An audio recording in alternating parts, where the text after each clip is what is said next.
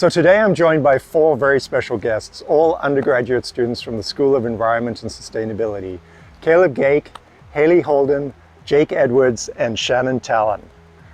Together, they created an interactive biodiversity map of the Royal Roads campus and surrounding lands as part of their final project. And today, they'll be telling me more about this publicly accessible database that covers the diversity of species and ecosystems found here on our beautiful campus. Can you tell us what a biodiversity map is? Yeah, absolutely. Yeah. So over the last year, we've actually been working on this project with Dr. Ann Dale, and the goal is to catalog and categorize the different species and ecosystems that are on the campus here. So we chose specifically to look at species that are threatened or endangered or particularly sensitive in the area. So do you see other people being able to use this to kind of adapt it in their own environments?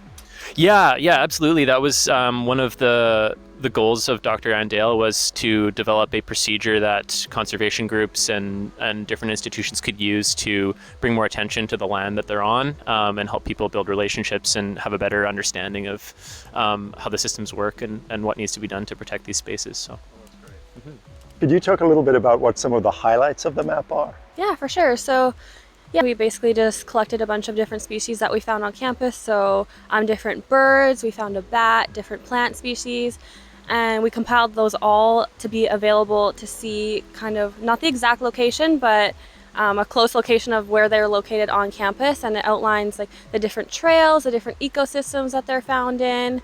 We focus on like three main ones: the Garry Oak, Old Growth, and Lagoon. So you'll see like the outlines of those ecosystems themselves, and yeah, as well as the trails.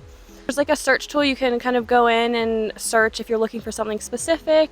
The species, when you click on them, you'll see their rating, whether they're red, blue, or yellow listed.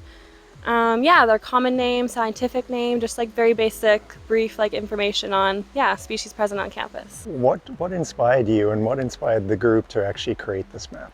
Just overall, the inspiration was to create something that could be used to educate the public, faculty at Royal Roads, and then, like we said, other institutions on the importance of the ecosystems and the species that are here, and just to show how biodiverse these areas are. Right. And I understand you used a whole bunch of different technologies. You used a drone as well? Yeah.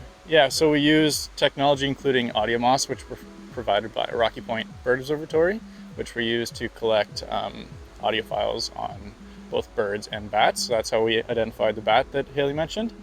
And then we used the drone to collect video footage, photos, and then do aerial surveys. So we found we found eagles' nests and different sites of interest. And then we also use publicly available databases, including eBird and iNaturalist, which people can go on and put their own observations in, and then it gets double checked by experts. And that's something that, similar to our project, that you can go and then make that connection with the property you're exploring. Right. Yeah. Oh, that's great. Yeah. So we're going to go for a little walk. So what are we going to see?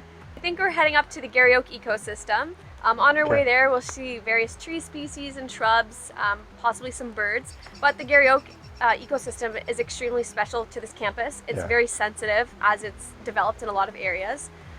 It houses different species, and it has habitats that aren't found in other areas that make those ecosystems so important, because it allows those species to thrive where they can't thrive in other areas. So, well, that's great. Well, let's get going. Yeah, so this is the Garry Oak ecosystem up this escarpment here.